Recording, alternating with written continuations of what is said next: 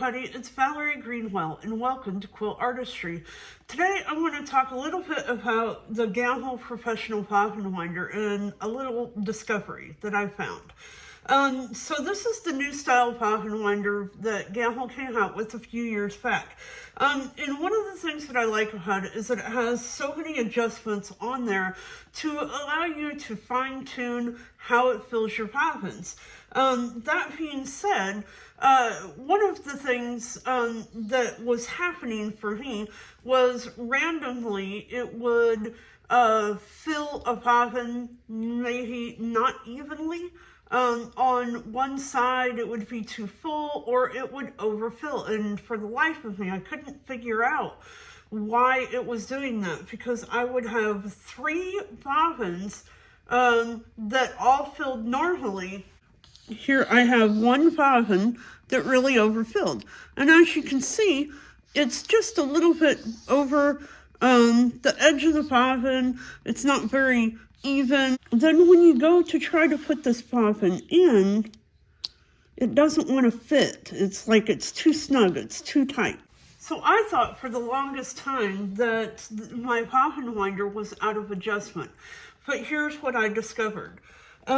Most of the time when it fills this bobbin unevenly, after you've had several bobbins that all filled normally, I think that is the bobbin winder telling us that this bobbin is not true. Like perhaps it is maybe it's been dropped, it's not quite round anymore, and that is putting a little bit of waffle into the bobbin when it's spinning to wind it up.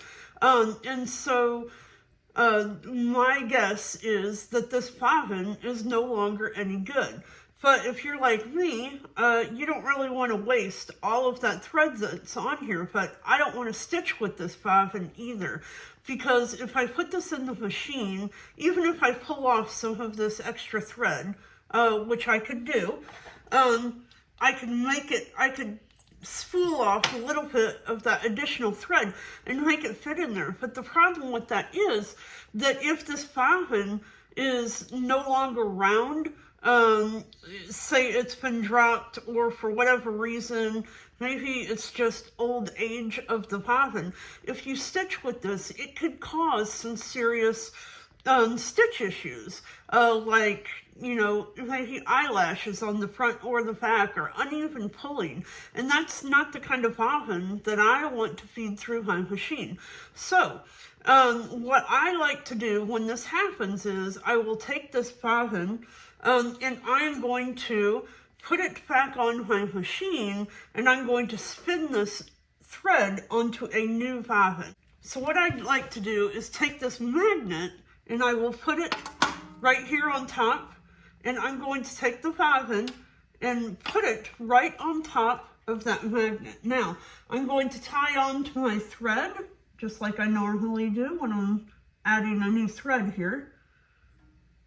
I'll tie that. Now, I'm going to pull it through.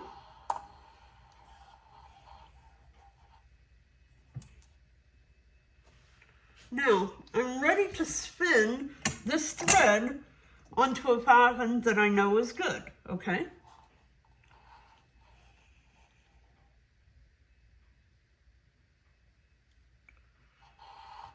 Now that magnet is going to hold that bobbin in place, and we'll just start it and let it run.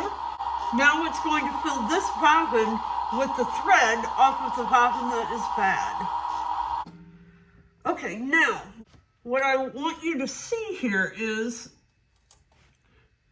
this bobbin has filled normally. It looks good, and all of this, that is all excess thread on there that never should have been on there. So now this bobbin I know is good. I'll put it over here on my machine so I can stitch with that. And this bobbin, I will take it out and it's going right in the trash. If you know you have a bobbin that is no good, there's no point in saving it, because if you accidentally use it, and you get bad stitches, then you're going to find yourself in a position where you have to do unstitching, and nobody wants to do that. So just throw the bobbins away when you know they're no good.